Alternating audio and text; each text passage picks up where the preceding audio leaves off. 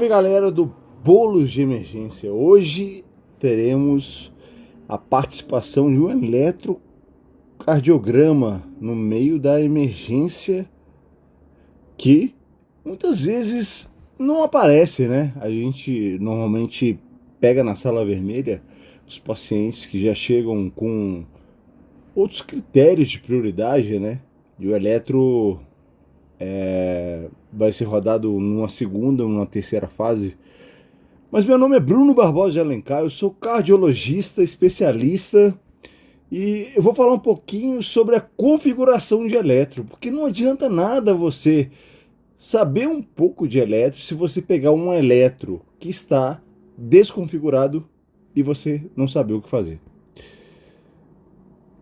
Então, nosso objetivo vai ser captar emergencistas da sala vermelha e reconhecer, analisar e corrigir as interferências comuns no eletrocardiograma, além de aprimorar a habilidade de diagnóstico em situações de emergência. A minha credencial tá aí para quem quiser me seguir no Instagram, é BB Alencar, Bruno Barbosa Alencar, BB Alencar. Ficou a critério de vocês. Então, relembrando que o nosso objetivo é introduzir os conceitos básicos da interferência do eletrocardiograma. Alguém já falou isso com vocês? Não, né? É inédito. E sua importância no contexto do pronto-socorro ou da sala de emergência. Qual seria o resultado? Reconhecer alterações eletrocardiográficas e diferenciá-las de erros de calibração, que podem acontecer e muitas vezes te levarem a chocar um paciente sem ele precisar realmente de fazer uma cardioversão. Legal, né? Então a primeira coisa que eu mostro para vocês aqui, ó, é que alterações de calibrações são passíveis de acontecer por interferências de musculares, o paciente mexe, contrai, troca de eletrodos e velocidade da impressão do eletro, como o Dr. Jobert já falou anteriormente muito bem. Algumas alterações, como espículas de marcapasso ou não espículas de marcapasso, são passíveis de correções e intervenções imediatas. Então, por que entender que as interferências do eletro são cruciais para o diagnóstico rápido e preciso no pronto-socorro? Então, a gente vai fazer um check-out. Aí a gente começa com um caso real que eu recebi lá no grupo da Arcamed e eu estava, inclusive, no aeroporto nessa hora, cara. Era uma paciente de 73 anos, dislipidêmica, hipertensa, com insuficiência cardíaca, com queixa de dispneia, uma APA de 102/75, uma saturação de 91. Uso irregular de medicamentos solicita um eletrocardiograma. Olha só, a gente vai dar um zoom aqui no eletro. Olha só que loucura isso aqui. Na hora que eu vi, procurei uma das derivações onde tinham menos interferências, como a VF, e nas precordiais. E as interferências pareciam realmente se tratar de um flutter. Porém, a gente tem um pouquinho de experiência, né? A gente pediu para repetir o eletro. Repetiu o eletro, só mudou a cor. Saiu do rosa para o bege. E aí, nós temos um eletro que em D2 tem várias interferências ou tem ondas F de flutter? A frequência ventricular a gente normalmente mede pelo intervalo RR e a frequência atrial a gente mede pela diferença entre as ondas atriais. É fácil, 1500 dividido pelo número de quadradinhos. Então eu estava encabulado um pouco com esse elétron, principalmente pelo padrão diferenciado das ondas que seriam atriais. Eu não acreditei que isso seria uma fibrilação atrial, um flutter ou uma taquicardia atrial multifocal. Pedi para repetir com esses critérios aqui, que já segue como primeira regra, onde nós vamos saber qual é a sua conduta imediata emergencista. Letra A, cardioversão elétrica sincronizada com a sedação leve e imediata, pois se trata de um flutter atrial. Nós vimos ali várias ondas Fs, talvez, né? Descompensando uma insuficiência cardíaca, ou vamos tentar fazer um outro eletro sem interferências. O paciente, lembrando que ele está com dispneia saturando 91 apenas. Pedimos um outro eletro, só que agora, nessas condições, tiramos os eletrodos do punho, passamos para o ombro, tiramos os eletrodos do punho também direito e passamos para o ombro, tiramos os eletrodos das pernas e passamos para dois dedos em cima da crista ilíaca do lado direito e do lado esquerdo, e as precordiais mantendo-se intocáveis. Vamos ver se muda alguma coisa?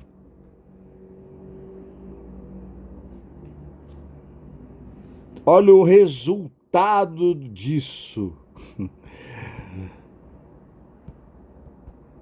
A gente sai daquela dúvida, porque o ritmo, ou o intervalo RR continua o mesmo, mas aqui aparece uma onda P sinusal linda, mostrando que aquilo era ou tremor ou uma interferência muscular do eletrocardiograma. Então a solução é reconhecer como que a gente faz para normalizar e calibrar a análise do eletrocardiograma. Sabendo que a gente tem dois tipos de aparelhos, o ECG, que é analógico, que ele vai naquela tirinha esticada que só o cardiologista sabe dobrar, e o eletrodigital, que tem 12 derivações e que você normalmente já tem esses parâmetros de filtros, né, previamente estabelecidos. Aqui a gente vai fazer uma alusão ao eletrocardiógrafo, né, digital, onde a gente vai dividir em dois o eletro, tá? A parte precordial, onde a gente tem D1 e AVF como os extremos, não está aparecendo aqui, mas acreditem, são os dois extremos. E aí, aqui a gente tem o que a gente falou do eixo Y. O eixo Y, na verdade, é a amplitude do eletro. O eixo Y está 10 milímetros para cada 1 microvolt, porque o eletro é energia elétrica. E a gente precisa padronizar isso para que o eletro não fique completamente diferente de todos os elétrons. E no eixo X, tem um rapaz correndo aqui, por quê? Porque a gente mede em 25 milímetros por segundo, no caso clínico muito bem explicado pelo Jobert. Ele mostrou que a diferença de um eletro com 50 milissegundos deixa o paciente com uma bradicardia que não é o real. O certo é fazermos 25 milímetros por segundo, ou seja, 25 quadradinhos a cada segundo, e em cima, a cada 10 milímetros, nós temos 1 volt.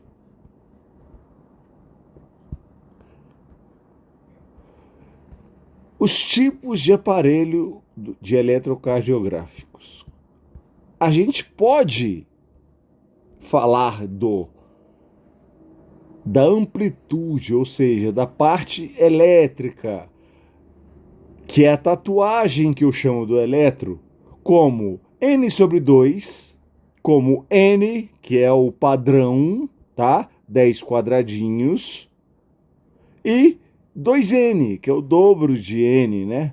Então existem situações onde você vai ver aquele elétron com sobrecarga ventricular esquerda, uma onda R, querendo passar em cima da outra. Então, vale a pena, às vezes, a gente sair do N e ir para o N/2, sabendo que esse elétron ele precisa ser multiplicado por 2 para aplicar os critérios de sobrecarga.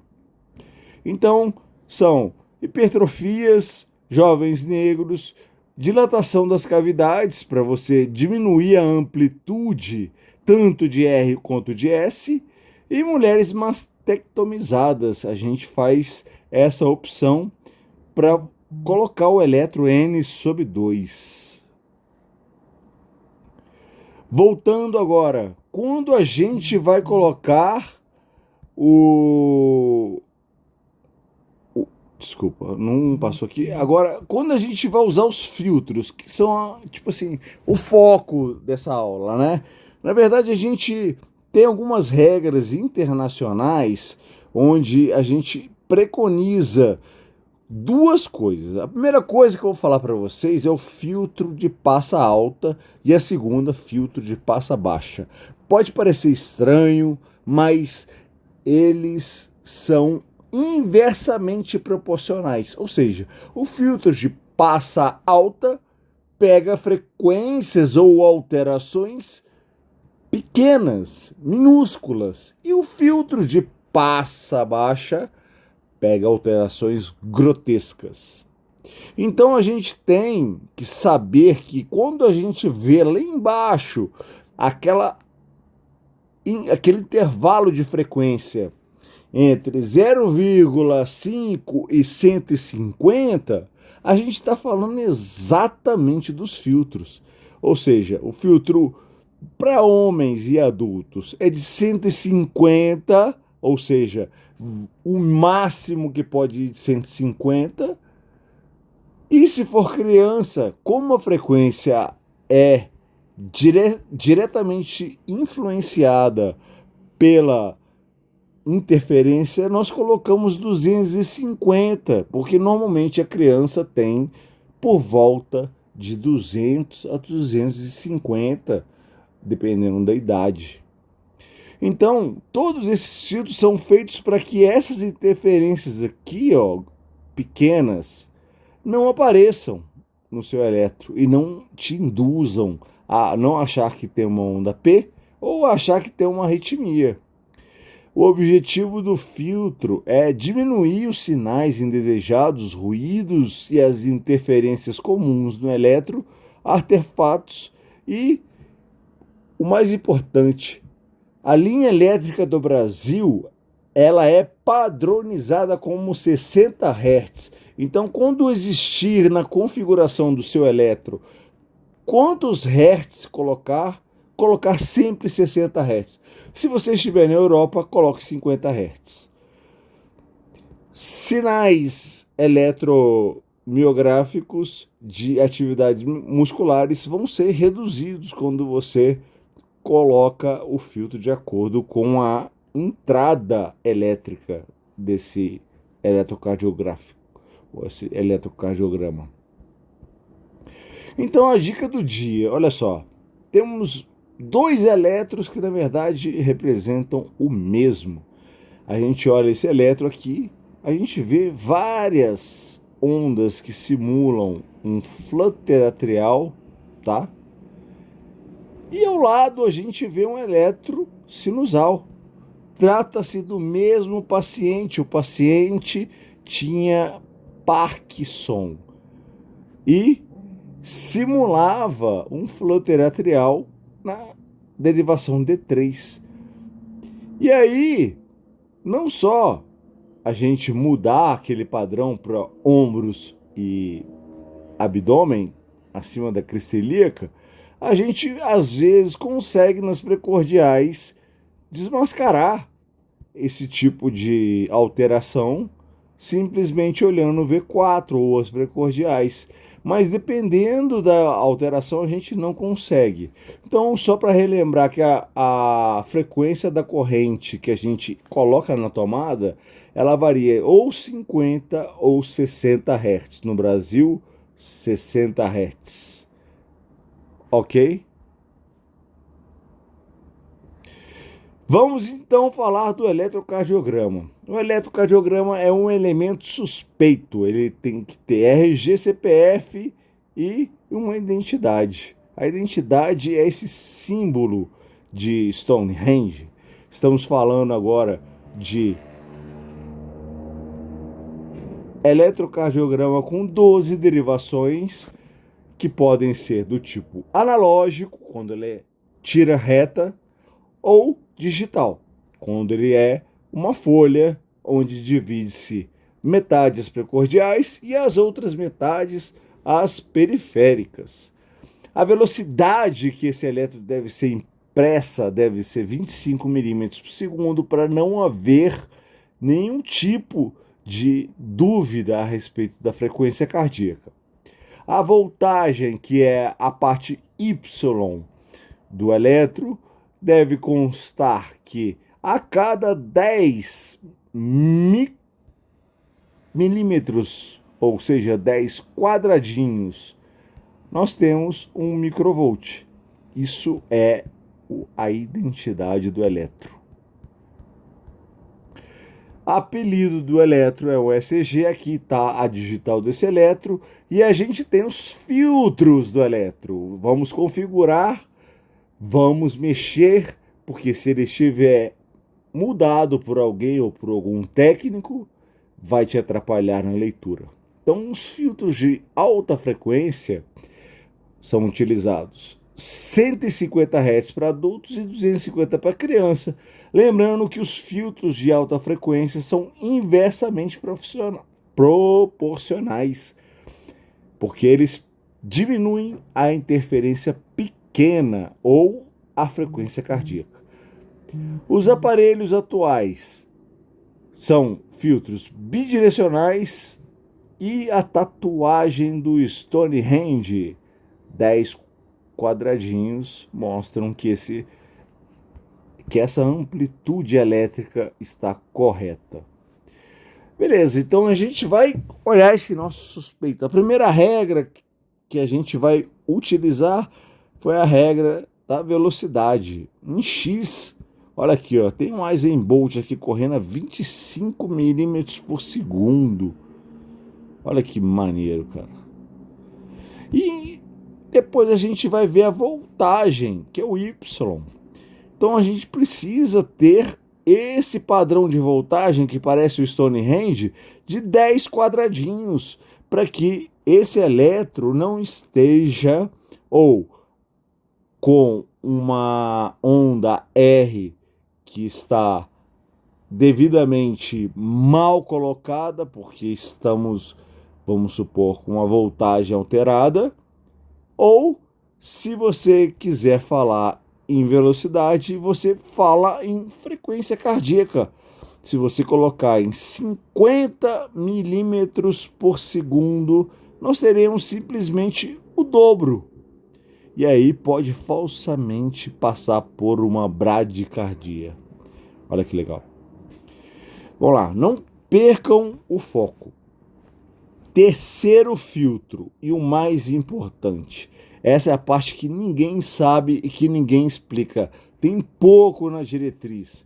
Então a gente tem que entender que as interferências elas aparecem em forma de hertz, tá? Comprimentos de onda.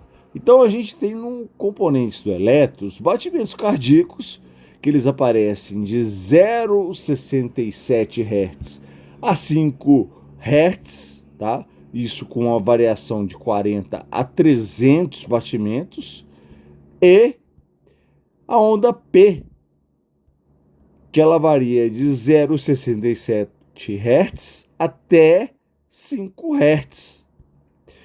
QRS de 10 a 50 e a onda T de 1 a 7 Hz. Os potenciais de alta frequência vão de 100 a 500 Hz. E aí a gente tem as interferências, os artefatos. A contração muscular, por exemplo, ela promove uma interferência de 5 a 50 Hz.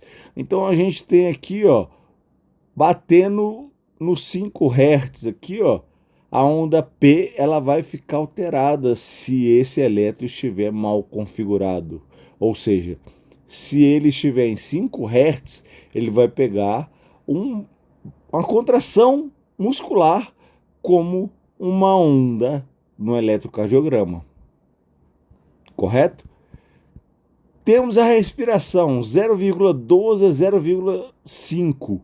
Então, contando que a respiração vai de 8 a 30 incursões respiratórias por minuto, nós temos garantidamente que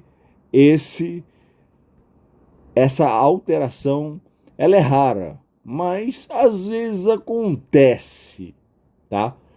E a rede elétrica, como eu falei previamente, no Brasil é de 60 Hz, mas varia conforme a cidade. Se a cidade tiver 220 volts, você vai ter que colocar em 50 Hz, tá, galera?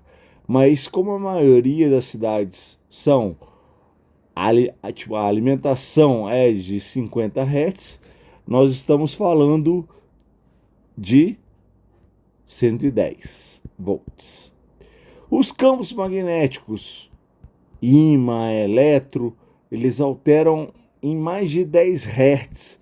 E aí a gente vai ver que 10 Hz ele já começa a bater no complexo QRS, galera. Olha só que importante não fazer o eletro com o paciente com ímã, com uma coisa eletromagnética, com celular que é capaz de fazer uma corrente magnética no paciente e no ambiente, e isso gerar uma alteração. Então, a terceira regra: filtro de passa alta. Lembrando que filtro inversamente proporcional às interferências. Então, o filtro de passa alta vai pegar alterações grotescas. Eles vão de 0,04 a 0,67. Eu recomendo colocar 0,50 para ficar mais tranquilo aqui, porque ele exclui sinais de oscilações lentas ou sinais de oscilações curtas no eletro. Então, o primeiro critério que a gente coloca de filtro é 0,50. O segundo, filtro de passa baixa. Como eu falei, o filtro é inversamente proporcional à interferência. Então, em crianças, a gente coloca 250 Hz pela frequência um pouco mais alta, em adultos 150 Hz. Então, aquele intervalo que você consegue colocar vai de 0,5 até 150 Hz se for adulto e 250 Hz se for criança. E aí você pode abaixar um pouquinho ou aumentar dependendo da frequência cardíaca ou da idade da criança. Lembrando que esses filtros específicos, ou seja, que é o outro tipo que os eletros modernos têm, é o filtro de Notch, que ele exclui o Notch entre as frequências de 59 a 61, ou seja, nós temos uma frequência de entrada de 60, muitas vezes existe o Notch, mas foi interferência. Muito legal isso, né? Agora vamos falar sobre como remover as oscilações lentas e as oscilações grotescas. Ou seja, estamos falando que o filtro de passa baixa, olha o que ele faz, remove tremores ou picos de alta frequência, limpando o traçado. Olha a diferença desse começo para esse final. Então, se você coloca um filtro de passa baixa, tá? Dentro daquele intervalo que eu falei para adultos, de 0,5 Hz até 150 Hz, nós vamos ter sempre esse eletro limpinho, sem essa interferência eletromagnética, seja ela qual for.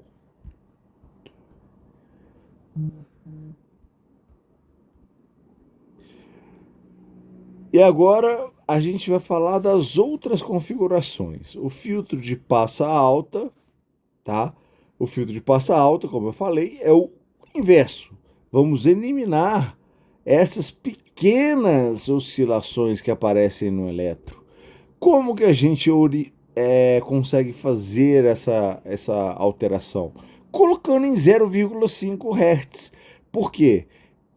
Embora chame filtro de passa alta, ele tem 0,5 Hz para cortar as interferências musculares ou tremores que podem eventualmente confundir a onda P, que previamente a gente viu que a onda P ela se encontra no intervalo de 0,67 a 5 Hz.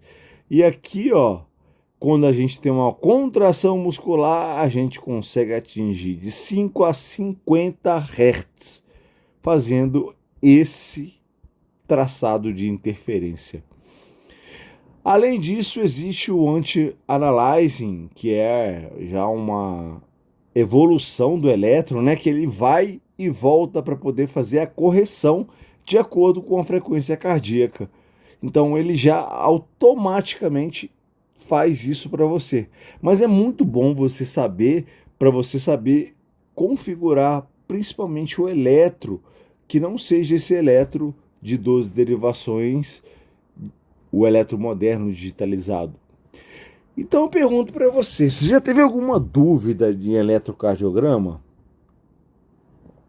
A metodologia é fundamental. Aqui a gente vai colocar regras práticas. Galera, é o seguinte, pegou o eletro de 12 derivações, eletro digitalizado, o lado esquerdo temos as periféricas e do lado direito as precordiais. Vamos ver o eixo. Olha só, que legal. Vamos pegar os extremos, V1 e AVR. Temos V1 aqui, tá? Se em V1 o QRS é positivo, em AVF, que é o extremo, estiver positivo, esse eixo está normal. Não precisa calcular, não precisa da rosa dos ventos. Se em V1 estiver o QRS positivo e... Desculpa, se em D1, tá? Falei errado. V1, não, é D1 e AVF. E AVF estiver negativo, temos um eixo para a esquerda. Se em D1 tivermos um QRS negativo e um AVF positivo, nós temos um eixo desviado para a direita. Se os dois extremos D1 e AVF estiverem negativos, nós temos um eixo indeterminado e desviado completamente para o extremo. Olha aqui, ó. Isso que nós estamos falando, tá? Olhou D1, olhou AVF, aplica a regrinha que vai dar certo. Outra regra é ritmo sinusal. Olhamos para D2 e se a onda P estiver positiva, sinusal. D tem duas letras, olhar em D2, se a P estiver positiva, trata-se de um ritmo sinusal. Olhamos em D2, a onda P está negativa, a primeira causa é a inversão de cabos. A gente repete o eletro olhando para ver se não houve uma inversão dos cabos ou da direita para a esquerda ou da esquerda para a direita ou de cima para baixo, também em raras exceções. Então, se você trocou e essa onda P ficou positiva em D2, é o ritmo sinusal e foi uma inversão de cabos. Porém, se você inverter os cabos e ou não inverter os cabos estavam certos, a segunda causa é o ritmo atrial, que é a onda P negativa. Olha aqui a negatividade da onda P. Já olhamos, checamos os cabos e ela continua. Trata-se de um ritmo atrial e essa onda aqui ela não chama mais P, ela chama onda A de onda atrial. Olhamos para D2 e a gente vê isoelétrico, ou seja, não tem quase nenhuma alteração positiva ou negativa. Isso se trata de um ritmo juncional. É quando o ritmo sinusal ou do nó sinusal ele deixa de funcionar e quem assume é o ritmo juncional, que é o do nó atrioventricular, só que ele bate numa frequência mais baixa. Então existe uma bradicardia juncional pelo estímulo que o nó sinusal deixou de fazer. Então chamamos essa onda atrial de juncional. Se por acaso existir várias interferências pequenininhas e o intervalo RR for irregular, estamos diante de uma fibrilação atrial. O átrio não está contraindo, ele está fibrilando. Fibrilando. Onda F minúscula, tá vendo? QRST. Olha aqui, ó. Olha a frequência atrial aqui, ó. Quase 400.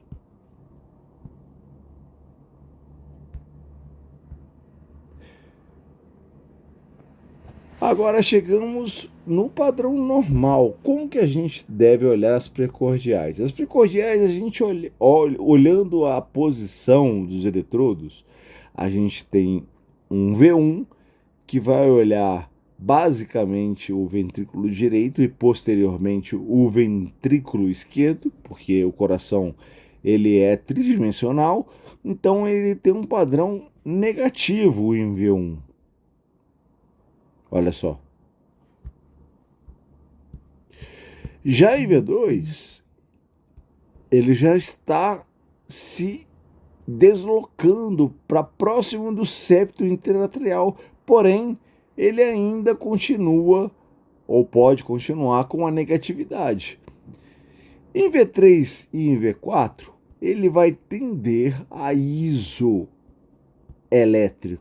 Porque em V4, V5 e V6 nós teremos o crescimento da onda R, que é a onda que mostra quanto de massa você tem nesse ventrículo. E essa onda R positiva significa que a gente está diante do ventrículo esquerdo e de V4 a V5 essa onda deve crescer, tá? E em V6 ela é menor do que V5 pela questão de localização posterior do coração. Ou seja, estamos olhando um pouco mais de lado do coração. Não quer dizer que tem alguma patologia. Então vamos lá. Uma derivação que a gente sempre tem que olhar para ver se tem algum tipo de troca de cabo é o AVR. A AVR ela tem que ter a onda P negativa e a onda T negativa. E normalmente o QRS também é negativo, como podemos ver aqui. Existem fórmulas ou pessoas que trocam a localização do AVR para que ele fique positivo, que é o Cabreira. Então, se você estiver diante de uma derivação Cabreira e a onda P, QRS e a T estiverem positiva, não quer dizer que o eletrodo está trocado. Porque o AVR é a nossa baliza para saber se o eletrodo está trocado ou não.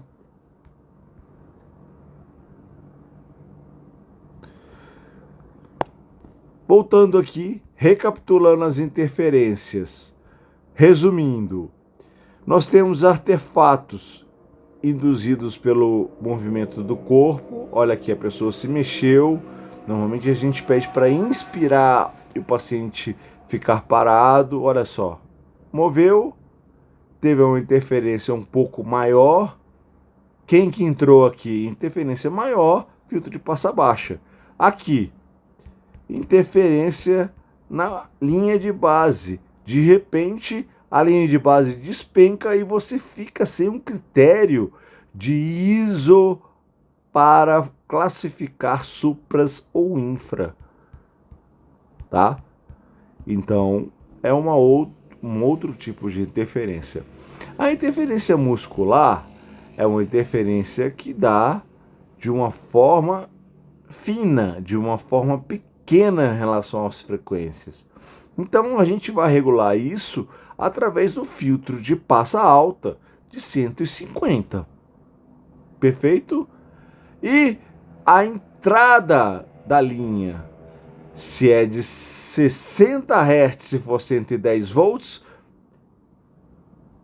ou se você colocar 50 Hz em 110 volts, olha como o seu eletro vai ficar grosseiro e difícil de interpretar. Olha só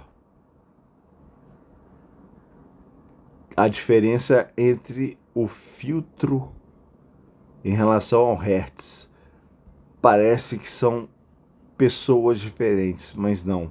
São frequências de eliminação de artefatos diferentes. Isso é muito interessante. Olha aqui, ó. Os 150 Hz. E quando a gente está com 40 Hz, a gente não consegue ver esse note, que é um supra característico da repolarização precoce.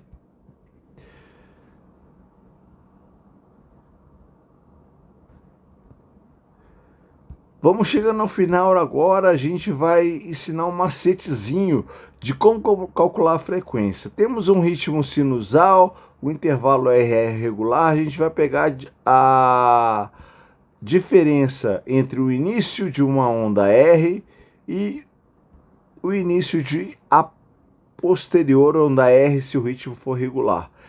Quando o Brasil foi descoberto foi 1500, 1500 dividido pelo número de quadradinhos vai dar a frequência ventricular desse paciente. Fácil, né? Moleza.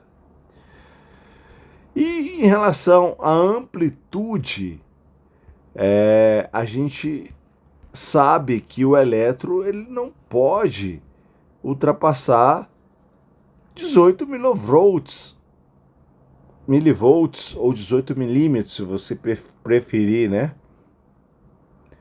Porque a gente vai estar diante de uma alteração ou de sobrecarga ou de uma alteração que seja talvez uma desconfiguração do eletro. Então é por isso é importante a gente saber que a voltagem tem que estar sempre 10 milímetros por microvolt.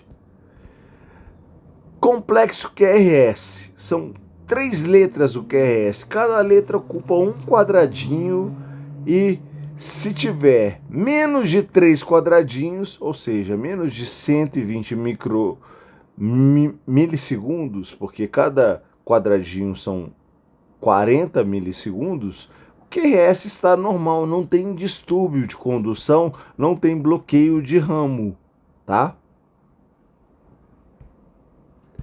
E aí chegamos na última etapa, a última dica e a mais importante. Essas vocês já devem ter visto em algum lugar. A gente sempre vai olhar o segmento ST através do ponto J, tá? E se houver esse note e aquela frequência de entrada estiver em 60 Hz e 0,5 a 150 Hz de filtro, nós temos um note de repolarização precoce. Olha os tipos de notes diferentes.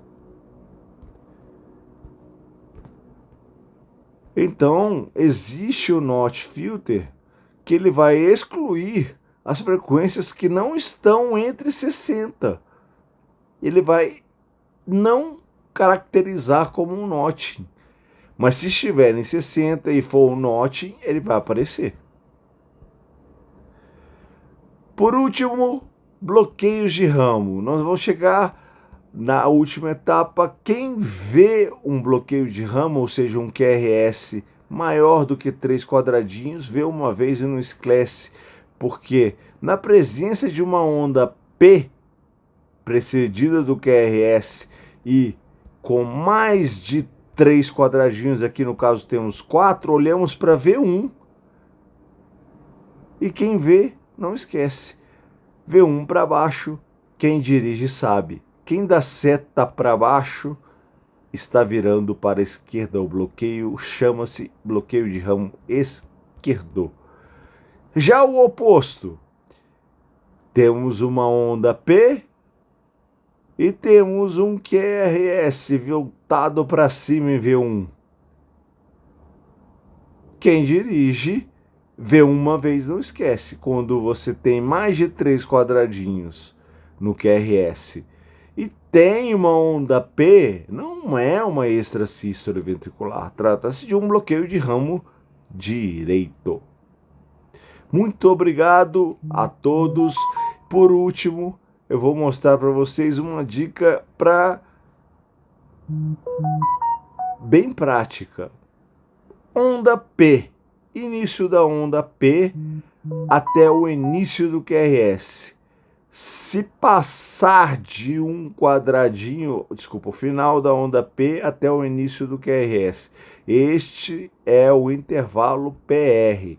Se tiver mais do que um quadradão, como é esse caso aqui, ó, conseguimos ver que está demarcando um quadradão, um quadradinho a mais, trata-se de um bloqueio de primeiro grau ou um BAV de primeiro. Bem fácil, né? Essas são as dicas. Galera, espero que tenha sido proveitoso para vocês. E um grande abraço para vocês. Voltamos mais breve possível para poder passar mais dicas e tornar o eletrocardiograma descomplicado.